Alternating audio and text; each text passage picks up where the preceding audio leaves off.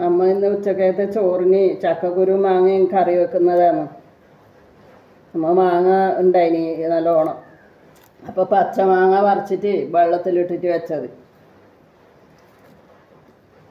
വെള്ളം നല്ല പാങ്ങിൽ തിളപ്പിച്ചിട്ട് അത് തണിയുമ്പോൾ ഉപ്പ് ഇട്ടിട്ട് വെക്കുന്നതാണ്. അത് അതിൽ മാങ്ങയിൽ ഒഴിക്കൽ.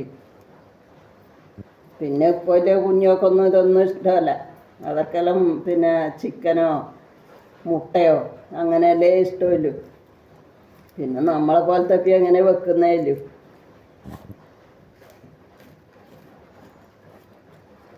ഇപ്പം ഇന്ന് കുറച്ച് നമ്മൾ മഴയെല്ലാം കുറച്ച് കുറഞ്ഞിട്ടുണ്ട്. കുറേ ദിവസമായില്ലേ മഴ തന്നെ. എൻ്റെ മാങ്ങ നല്ല ഇതായിട്ടില്ലേ മാങ്ങ തന്നെ.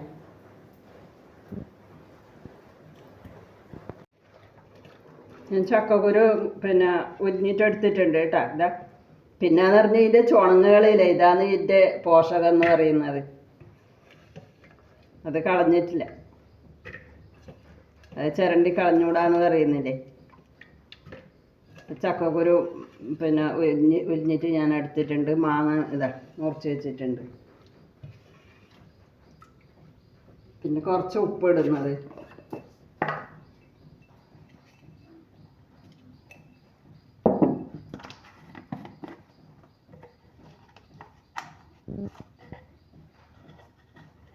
മഞ്ഞപ്പൊടി ഇട്ടു.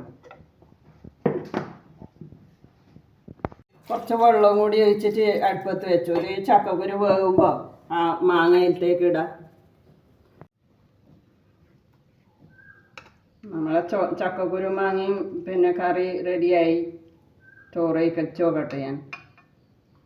പിന്നെ പപ്പായ വറവ് ഇത് വെച്ചിനി.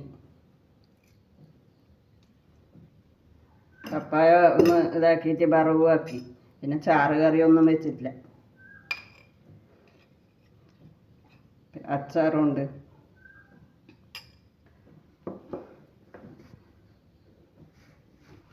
നമുക്ക് പിന്നെ ചോറ് വയ്ക്കുമ്പോൾ ഒരു കാന്താരി മുളക് എപ്പോഴും വേണം.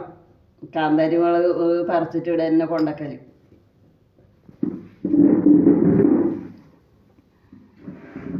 കേട്ടോ, ടേസ്റ്റ് നോക്കട്ടെ ചക്കക്കുരു മാങ്ങേര്.